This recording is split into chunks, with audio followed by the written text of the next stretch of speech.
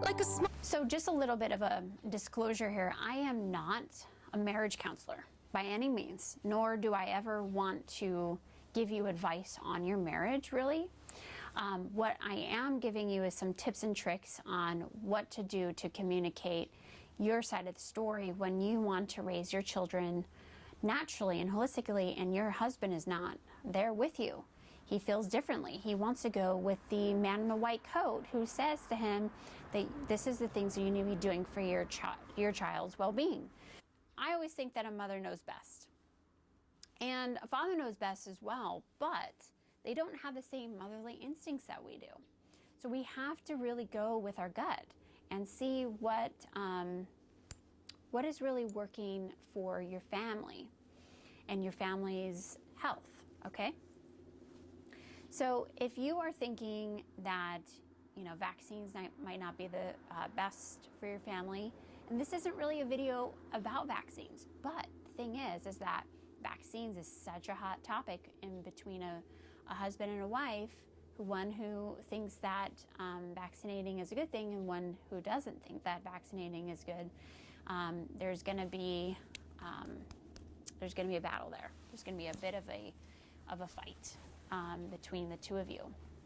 And so, not to say that isn't a good thing, because when we argue or we have different opinions about how we should do things, that can be a good situation for a marriage to work that out. When my husband and I were newly parents, I decided that I didn't want to vaccinate my son, and so he was dead set that was just the dumbest idea ever. And so this is what I did. I didn't give him any books to read, because I knew that the books would be thrown back in my face, just like how the pediatrician did. When we walked into the pediatrician's office for our son's first checkup,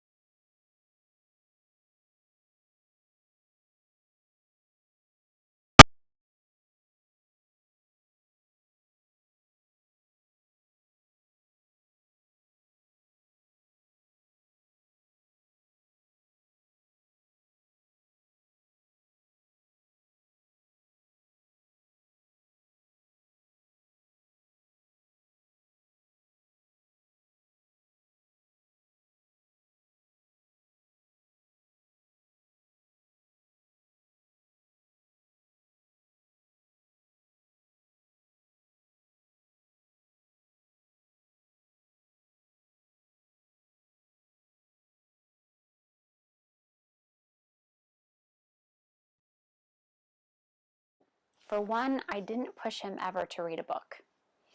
And I think that worked for my marriage, only because I know my husband, and I think if I treated it more harshly rather than gentle, it would have been worse for us. Another thing that I did was I allowed him to speak his own mind and then come up with a solution together. And sometimes it works and sometimes it doesn't. But what he saw years later is that our son was perfectly healthy, and that something that I was doing was working. And that we never took our son really to the pediatrician because he was never really sick. And so when we were expecting our second child, it wasn't really discussed if we were going to vaccinate or not vaccinate. It was just like, this is how we raise our children, and that's that. So taking some time to let that pass is really good too. That worked for my marriage. For my daughter, when she was born, my son was 4 years old, and so we were going to have a conventional childbirth in a hospital. But something inside of me said that this is going to be a different childbirth than what it was for my son. And so I hired a midwife, and we were going to do some laboring at home, and I wanted her to be the voice when I couldn't be the voice at the hospital. So she was going to say, her wishes are not to have an epidural and blah, blah, blah, blah. Well, what ended up happening is that I progressed so fast at home that I ended up delivering at home in the bathroom.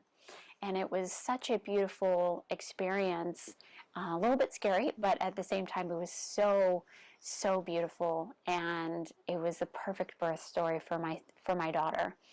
And I tell you this story just because,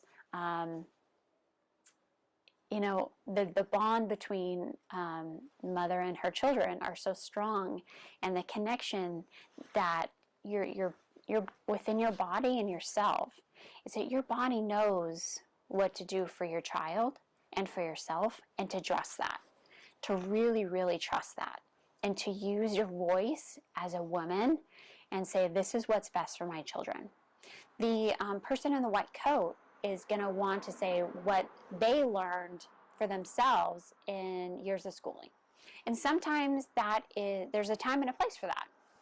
I'm not saying that that's bad, but what I am saying is that they're going to be using their textbook knowledge instead of their gut instinct.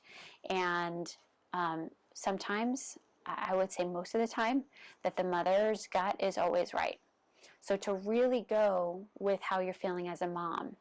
And so if you're saying to yourself, this is not right for our family, okay, this is what you need to do in order to communicate that. So I'm going to tell you that in our next video. I will see you tomorrow, and I'll be right back in your inbox, so don't go too far.